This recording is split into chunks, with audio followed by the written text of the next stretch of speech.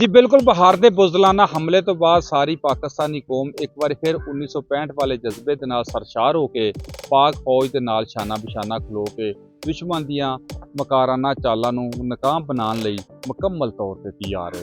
हर गली, हर मुहल्ले ते हर दिल विच वतन दी मुहब्बत लो अग भड़क रही है। जवानां ते बुढ़ियां तक सब दा इक्को ही अज़म है, विरसे च मिली गैरते ईमानी ते कलमे दे नाल लिया गया पाकिस्तान दी हर सूरत हफाज करांगे।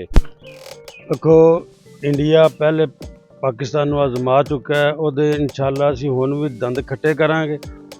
ਇਸ ਵਕਤ ਬੱਚੇ ਜਵਾਨ ਤੇ ਵਡੇਰੇ ਬਿਲਕੁਲ ਯਕਜਾਨ ਹੋ ਕੇ ਇੱਕ ਜਾਨ ਹੋ ਕੇ ਤੇ ਇੰਡੀਆ ਦਾ ਮੁਕਾਬਲਾ इंशाअल्लाह ਕਰਾਂਗੇ। ਔਰ ਪਾਕਿਸਤਾਨੀ ਫੌਜ ਦੇ ਸ਼ਾਨਾ ਬਿਸ਼ਾਨਾ ਫੌਜ ਤੋਂ इंशाअल्लाह ਅੱਗੇ ਵੱਧ ਕੇ ਸਾਡੇ ਬੱਚਿਆਂ ਦਾ ਵੀ ਅਜ਼ਮ ਹੈ, ਵਡੇਰਿਆਂ ਦਾ ਵੀ ਅਜ਼ਮ ਹੈ, ਜਵਾਨਾਂ ਦਾ ਵੀ ਅਜ਼ਮ ਹੈ ਕਿ ਅਸੀਂ ਬਿਲਕੁਲ ਨਾਲ ਆਪਣੀ ਫੌਜ ਦੇ ਸ਼ਾਨਾ ਬਿਸ਼ਾਨਾ ਲੜਾਂਗੇ ਔਰ ਇੰਡੀਆ ਨੂੰ ਚਨੇ ਚਬਾਂਗੇ इंशाअल्लाह।